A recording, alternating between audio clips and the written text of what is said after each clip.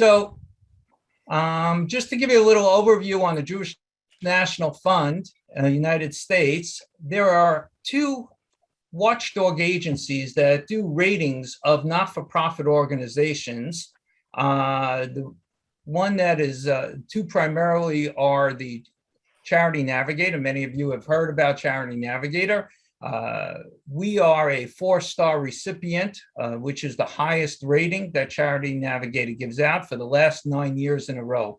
And probably only about 5 to 6% charities have received 9 consecutive 4-star ratings. And this is something we're very proud about as an organization. As you see, our scoring is about a 95 overall. For accountability and transparency, we receive a 100% perfect score. Again, the 4 stars, and overall our financials reach about a 92, 93 overall rating. So this is a 4-star rating, the highest rating, of which we're very proud of. Some of the metrics that you'll just sort of give you some basis to the understanding of the organization. Our program expenses follows the mandate of the board of directors that says to us that 80% of what we have available should be spent on our total programs and services that we deliver. And that is very key. We're in that range here. There's some, charges off that different metrics sees, but we make sure that we're close to or at, or even exceed that 80% range. Our administrative costs are usually about a 10% range. Here there are 11, fundraising about 10%, and so on. So what our board mandated about 8 years ago to make sure that we stay within that 80-20 range, 80% on programs and 20% on the rest of our overhead costs, which include administrative and fundraising. Our fundraising efficiency is that basically we spend 10 cents of the dollar for every dollar we raise.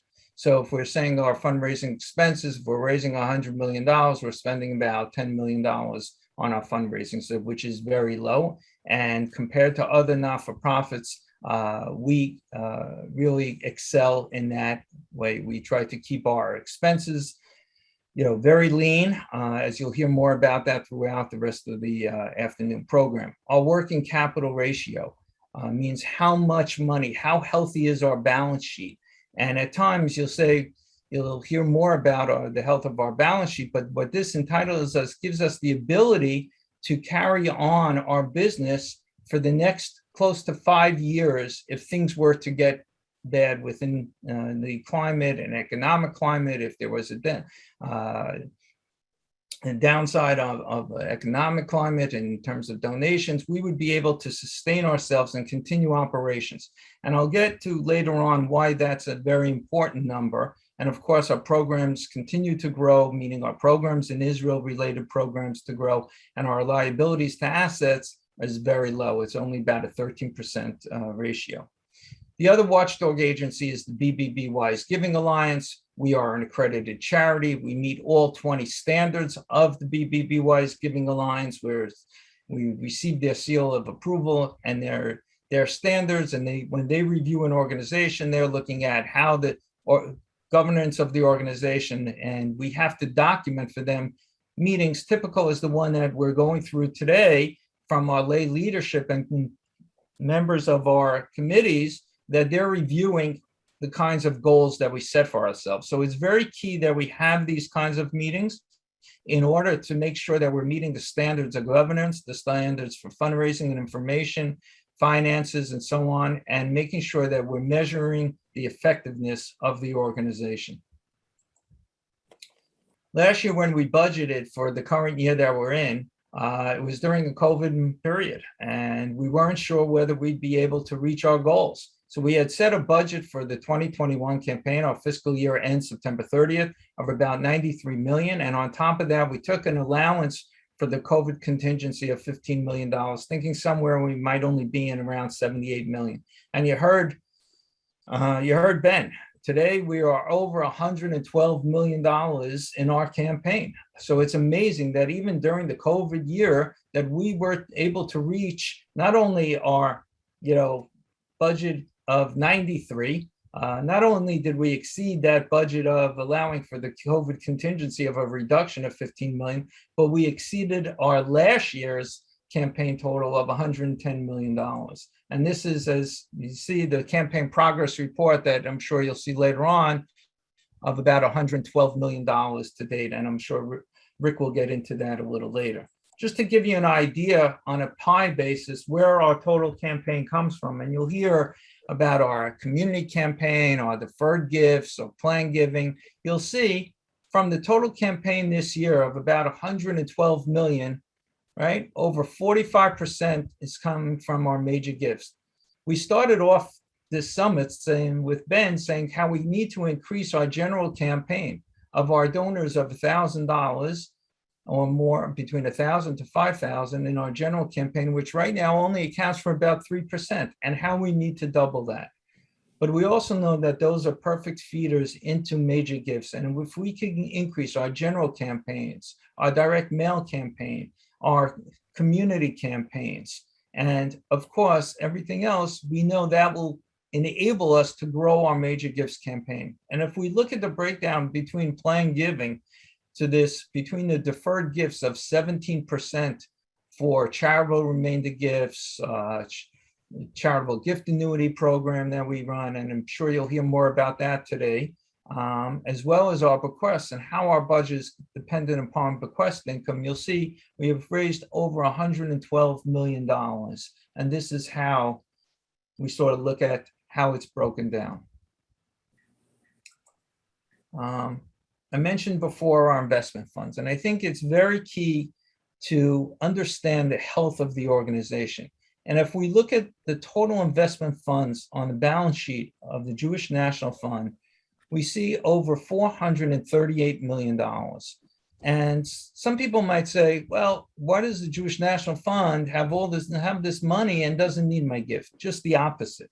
I think it's very important that we as lay leaders understand that the health of the organization and a healthy balance sheet enables us to do things, to do programs in Israel, to take risks, to do opportunities in Israel that we wouldn't be able to do if an organization is just worrying about meeting its expenses for the year and not worrying about the future, and building up an endowment fund and building funds for charitable remainder trusts and pooled income funds and donor advised funds for the future. This is the health of the organization. This is what we're trying to achieve as lay leaders. What people achieved before us when they started this organization 120 years ago, and what our goal is to keep this organization relevant for the future and for the next generation. And that's why we've invested so much in JNF Future, and that's why we have that ability to do it when you have a healthy balance sheet. It gives you the opportunity to invest in philanthropic projects in Israel, such as, and you'll hear more about it, as a dairy or as in housing development funds, because of the health of the portfolio of the investment funds.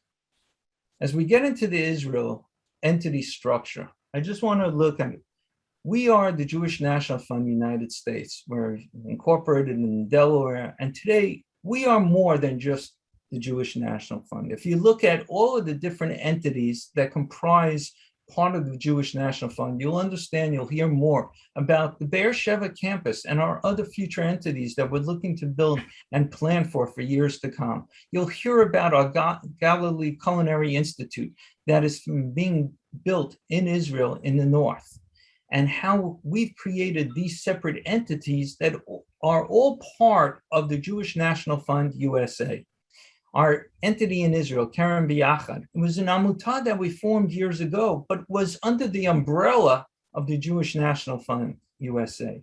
I mentioned before Chalutza Dairy. We took philanthropic giving and we created a way how to create impact investment with that philanthropic gift by investing in a dairy that was a cooperative for the first time ever in Israel. You have two communities in Chalutza, along with a foreign entity called the Jewish National Fund, that invested in a cooperative where the funds and profits that will be generated will flow back into the communities.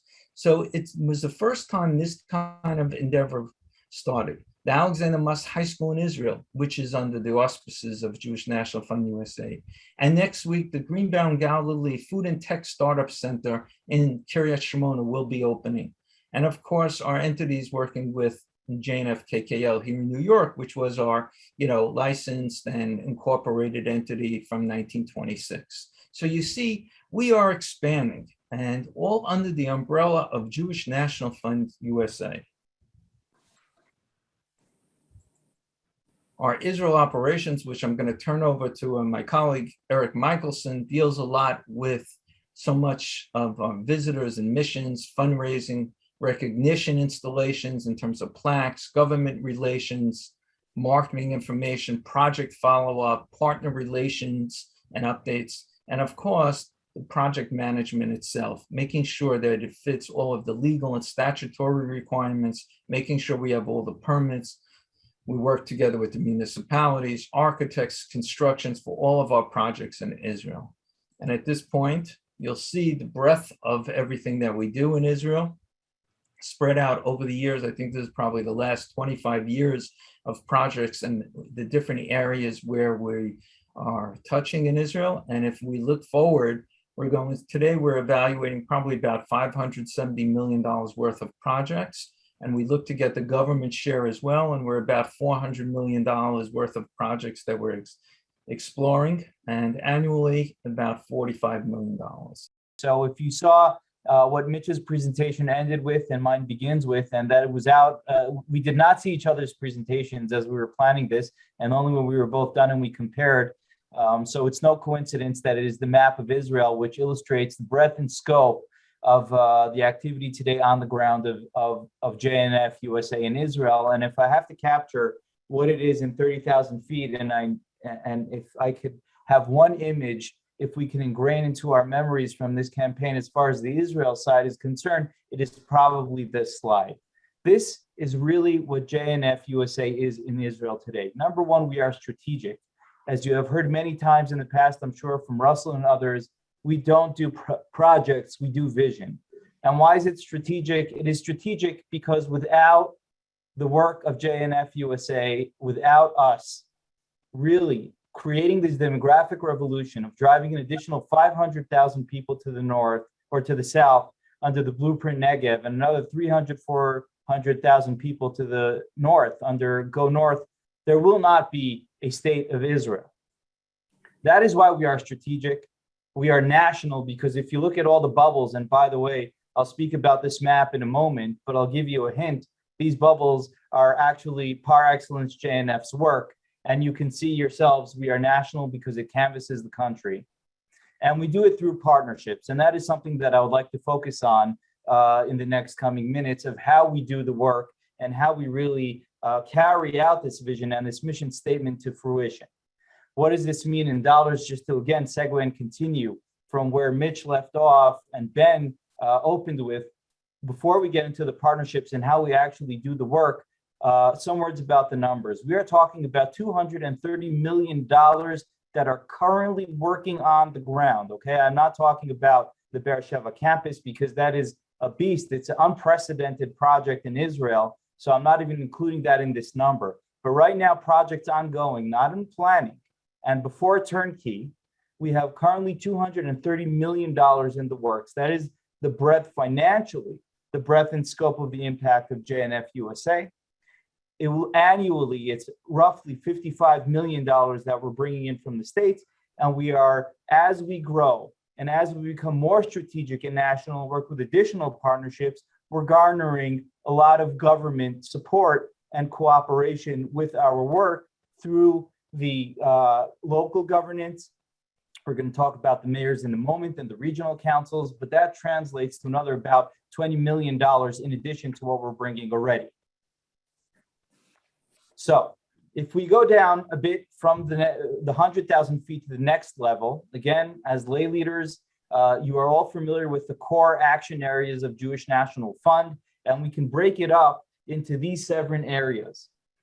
To illustrate what this means, so I randomly, since at the top I had community building, I said, okay, so how do we take our work, our tangible work, what falls under the community building, for instance, and I have the Housing Development Fund here.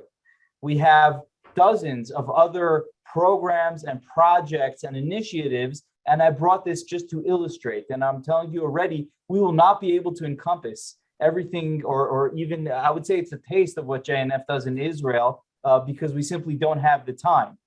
But that's why I'm going to bring examples, and I won't be able to touch on everything that we do. But here I brought the Housing Development Fund as an example.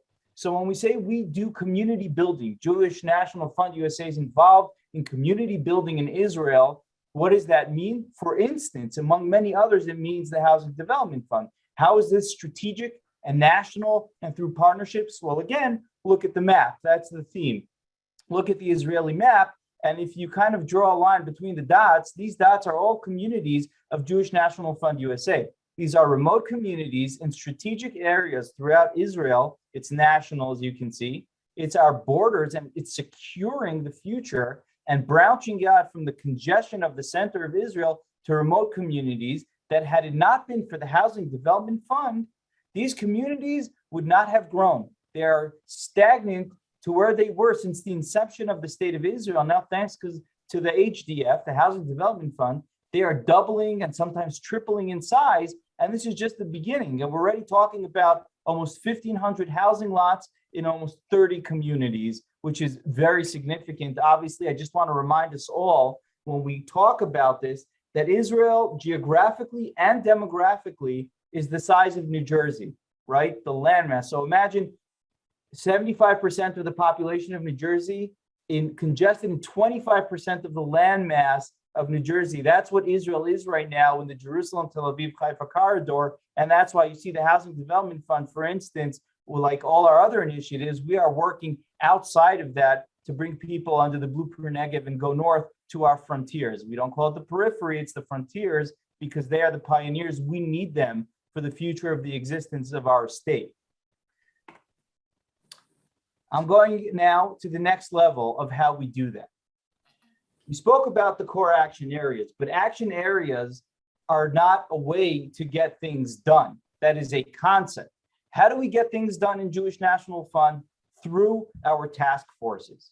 We are some 20 task forces and counting, and this is today in 2021, going to 2022, is how Jewish National Fund carries out the mission statement. The days of JNF-USA from decades past, long ago, that they sent the money across the ocean and they hoped that somehow we would be able to manage to get things done here properly, are long past and long gone.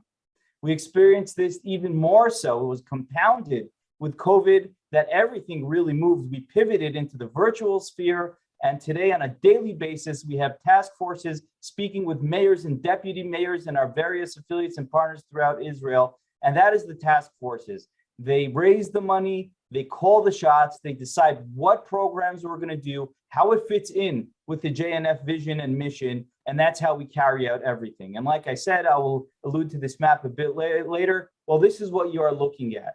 This map of Israel has embedded on it our own Tableau information. And this is not just a pretty graphic. We actually extracted the data, and each of the bubbles you see are items, programs, initiatives, affiliates, partners, cities, regions where our task forces are operating, and different colors correlate with different task forces. So you could see, you can't even count the bubbles because there's so many. I'm not going to get biblical on you, but if we look to the stars and you say, right when God speaks to Abraham and he says, count the stars, you won't be able to count the number of Israelites coming to Israel. Well, this is the bubbles that you're looking at. We can't even count them. I'll tell you that right now, again, to illustrate, I counted, we have 79 current and ongoing initiatives. By the way, massive initiatives like the Beersheba campus or the Galil Culinary Institute or the Arava Center of Aquatic Excellence. They each count as one, okay? And these are all current and ongoing initiatives. I'm not talking about completed initiatives. We have about 800 of them. So literally the map would look almost ridiculous, and there's no point in presenting it because it would be covered in bubbles. So that is the work of the task forces. Now, how does that translate or correspond with what is happening on the Israel side? Well, this is how Jewish National Fund gets it done. We have, for those who don't know, the Israel staff of JNF, what I call the in-house staff, we are 8 people strong, okay? All this work is 8 people strong. How is that possible? It's possible because the best kept secret is that we're actually thousands of people strong. Why? Who are these people? These are the people. These are our partners on the Israel side. We call them the affiliates because the true partners, this was coined by Saul and Russell, the true partners are you. It's the leadership, it's the stakeholders, right? You're not donors, you are partners. So those in Israel have learned that they are not partners, they're actually affiliates, and they carry out the mission statement of JNF in Israel. And they're here before you. Again, I couldn't fit all of them on, and we keep on adding on more and more. I don't know if you could see the icon of the gazelle. That is the National Parks Authority. I met with them a couple of hours ago to discuss after the fires, how do we replenish the fire equipment and fire stations and vehicles. We spoke about our water project that we're doing, water installations for people throughout the Israel Trail, and many other initiatives. Of course, the Be Inscribed initiative that we have with them atop Masada. That is one partner that I randomly chose. I'm just to caught my eye as I'm looking at the icons on the screen because I met with Shel Goldstein, the CEO of the NPA 3 hours ago. But multiply that work by some 60 affiliates, over 60 affiliates, whether it's regional councils, mayors, large and small, right? You have the mayor of Beersheba, which is the 4th largest city and a dear partner of JNF. You know, he and Russell go back. Ruvik Danilovich, our dear friend, and Avishag, who we're working with so closely on many, many initiatives. One of them, of course, being the Beersheba campus, and all the way to the Arava, which is one of the smallest demographically of 4,000 people strong in an entire region. So large, small, it is of no consequence to us. If you are important to the frontier of Israel, you're important to JNF-USA, and we call you a natural partner. We also have national leadership, okay? What I spoke about before pertains to our affiliate organizations that we work with, pertains to the 256 regional councils throughout Israel, but then you have the national government. In Israel, you can't do much without national government.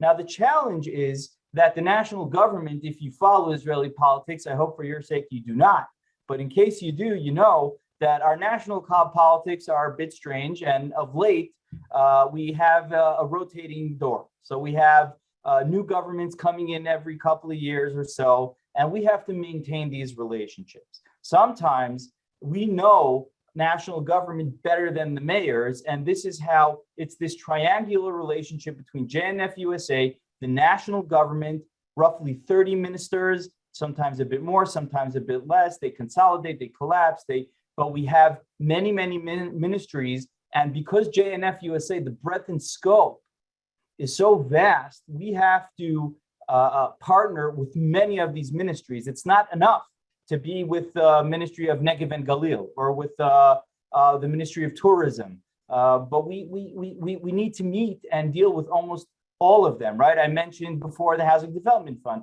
So for that, we have the Ministry of Housing and Construction, and so on and so forth. Of course, the Ministry of Diaspora Affairs, which I'm trying to change now to Ministry of Global Affairs. But this is another level of partnerships that we have to maintain and work with regularly.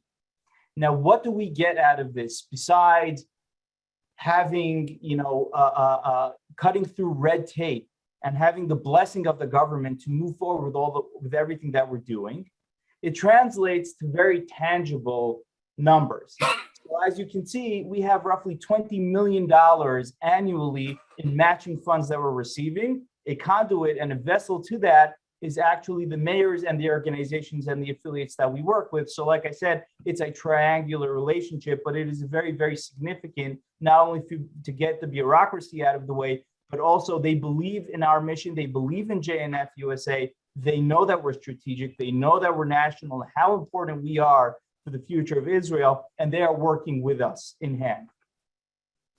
I'd be remiss not to talk about COVID. It's not our favorite topic, but at the same time, when we talk and plan about a campaign, and hopefully this will become less and less relevant moving forward in 22. However, we've done so much, and we are still doing so much. And here, when we talk about pivoting, here too, JNF pivoted without neglecting anything that we did and anything I mentioned up till now. We basically took all I've been talking about, these affiliates, and talking about thousands of volunteers and organizations and vehicles, and we mobilize them together, again, in coordination with the government. When someone like Ruvik, the mayor of Beersheba, again, the fourth largest city and certainly the largest city in the frontier of Israel, calls us and says, listen, I'm not getting everything I need from the government. Far from it. I need your help. This is where the true might and capability and work and value of JNF also comes into play. And we mobilized all these organizations, and in a very, very conservative head count, we touched 600,000 households, 600,000 citizens in Israel that were helped directly by JNF-USA and its affiliates, whether it's food, tablets, helping with medicine, driving, watching kids for first responders, and the list goes on and on. The virtual missions, again, I hope that it will be less relevant moving forward in the next year. However, as long as COVID is still here, we have this hybrid, and perhaps even beyond COVID, it offers another product that, since JNF is so dynamic and we keep on reinventing ourselves, and we're saying, you know what, besides the actual missions, and the past couple of months, we've seen a new JNF missions coming here. At the same time, we have the virtual missions, and these numbers are already dated. I can't even keep up. But at the time that I created this was over 160 missions, bringing 5,000 people to Israel virtually, unique 5,000. Many of them come back over and over. And this is something that is of great strategic interest to Israel. And one of the conversations I'm engaged now with the Ministry of Tourism is that once the skies open up, we will translate that into our next campaign of making Israel your first trip and come home for a visit, which will help the tourism industry here dramatically, that has been absolutely decimated through COVID. And that's one of the major core action areas that you saw that Jewish National Fund does, because that's what our frontier, one of the main gems that our frontier has to offer. My time is soon coming to an end, so I'll try to be brief. But again, I would be remiss not to mention at least some of the major projects and programs that we're doing. If we spoke about the visits that we do, and we spoke about the affiliate organizations and the mayors we work with, I would say that the third area that this translates to in the Israel operations is, of course, project management. And you heard from Mitch a bit of what is entailed in each and every one of these projects. Nonetheless, and that's true, by the way, if you're doing a kindergarten in Yotvata down south, or a small clinic in the north. So it's true to any and all of these. And I have an Excel sheet behind me as I'm speaking on my wall of 100 of these said projects that we're doing. So I'm trying to give just a few to give a sense. I'll start from the north. We have, of course, the Galil Culinary Institute. The excitement around this initiative is not because of its size and scope, which is quite large, but it's because we are changing for the first time the narrative of the Upper Eastern Galil and Kiryat Shmona. We're talking about a demographic revolution. I'm bringing us back to our mission statement, back to the vision, why we do what we do. The reason that we are doing the Galil Culinary Institute is not because we love food. Of course, we're Jewish and we love food. And, jokes aside, that's actually why Israel is such a unique culinary scene. But most of the food, over 40% of the food, comes from the Upper Eastern Galil. And that, through the Galil Culinary Institute, is we're giving a sense of pride to that area. And everything around this, it's going to be a campus. It'll be the cordon bleu of the Middle East. There's going to be vendors and culinary tourism. And there's just so much happening around this, so much movement and excitement, that is changing for the first time the narrative of that area. And people want to stay instead of leave. And we tie that together with the other initiatives up there, like the Agritech Center that's going to be opening. It's going to be launched in September. These aren't dreams anymore. It's actually happening. Of course, we have the medical center, the front medical center in Kiryat Shmona. We have on the other side in the west, I have to mention, of course, we were doing a lot of work there as well. So we opened the Louder Employment Center that we have, the iconic Louder Center that we have running ready for 5 years in the Negev. We've opened it now in the north to emulate that success. And I'm going to jump now over about 2,000 initiatives of JNF and run to the Gaza envelope. We have some troubling news again coming out of the Gaza envelope just from this weekend, clashes again and upheaval again. But the good news is, or the silver lining of that situation is, that they are so much more prepared for the situation thanks to the work that we have done. And the play school, as you can see, is all but done in the Eshkol region. Children will be able to spend every day, all day in this kingdom of theirs and untroubled and carefree and enjoy and learn and recreate. And it's all for the children of the Gaza envelope. We have the Sderot Resilience Center that is pretty much complete by now. The Chalutza dairy that Mitch spoke about. I tried to give just certain numbers to illustrate the scope of each of these projects. So if you look at the Resilience Center, for instance, in Sderot, which most of you unfortunately haven't even seen yet, and by the time you come, it will be complete because of COVID. But look at the investment here. We're talking about 3,000 cubic tons of concrete, 150 of steel. The Chalutza, the dairy farm, is going to produce 2,400,000 gallons of milk annually. That is the most advanced and largest dairy in all of the Middle East. These are huge, tremendous, game-changing, impactful projects that, like I said, change the narrative and certainly will drive demographic change. These are things that's why I say we don't do projects. I'm trying to convey very briefly, and I know my time is up, the impact of each of these projects that we are doing right now and why it's indeed vision and not project. The Arava Aquatic Sports Center just opened up. We had the Olympic team train in this pool the day it opened up. And again, you have to see it in your eyes so I can convey this oasis in the middle of the desert. And now the most beautiful aquatic center in Israel far surpasses Wingate. For instance, if you know Wingate is in the Arava, and they're going to fly in from Europe and from around the world to compete in this pool.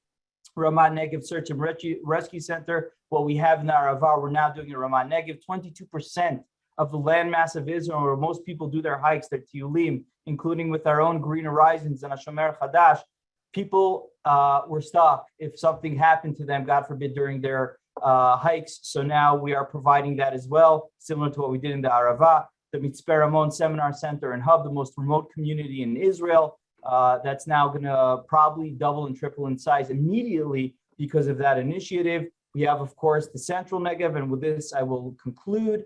We have the Yerucham River Park. So picture Beersheba 15 years ago, 20 years ago, when people thought that we were crazy and Jewish National Fund USA have no idea what they're doing. And why would you invest in Beersheba? Look at what Beersheba has become today. And now apply that to Yerucham. And just like we started from a river park in Beersheba, we are doing the same to Yerucham.